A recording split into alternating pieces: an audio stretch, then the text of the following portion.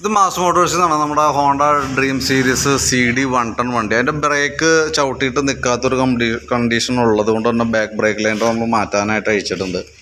Maximum ഏകദേശം ഒരു 3/4 ഭാഗത്തോളം തീർന്നിട്ടുണ്ട് ലൈൻഡർ. അപ്പോൾ തന്നെയല്ല നമുക്ക് അതിനകത്ത് കൃത്യമായിട്ട് ആ ബ്രേക്കിങ് കിട്ടാത്തൊരു കണ്ടീഷൻ വന്നിട്ട് കാരണം ബ്രേക്ക് ലൈൻഡർ നമ്മൾ മാറ്റുന്നുണ്ട്.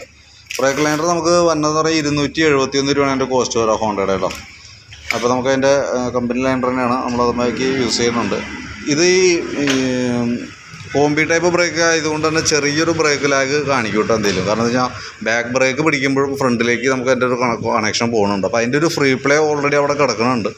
അപ്പോൾ അതുകൊണ്ട് തന്നെ ചെറിയൊരു ഒരു ചതച്ചൽ പോലുള്ളൊരു ഫീൽ കാണിക്കാറുണ്ട് നോർമൽ രീതിയിൽ. ഇപ്പോൾ നമുക്കൊന്ന് ക്ലീൻ ചെയ്ത് ഹബ്ബൊക്കെ ഒന്ന് ക്ലീൻ ചെയ്ത് ബ്രേക്ക് ലൈൻഡറൊക്കെ മാറ്റിയേക്കുമ്പോൾ ഒന്ന് റീസെറ്റ് ചെയ്യാം. അതാണ് നമുക്ക് ഇതൊന്ന് ചെയ്യാൻ പറ്റുക. പിന്നെ എന്താ വെച്ചാൽ വീലിൻ്റെ ഡാമ്പർ റബ്ബർ സെറ്റ് മൊത്തം പൊട്ടിക്കിടക്കാണ്. അപ്പോൾ അതും കൂടി കൂട്ടത്തിൽ മാറണുണ്ട് കേട്ടോ. അത് നമുക്ക് വന്നത് കിറ്റേപ്പടി വരുമ്പോഴത്തേക്കും 68 രൂപ തന്നെ. അതിനകത്തൊരു പാക്കറ്റിൽ 4 തന്നെ അതങ്ങനെ സെറ്റായിട്ടാണ് നമുക്ക് മാറ്റണം കേട്ടോ.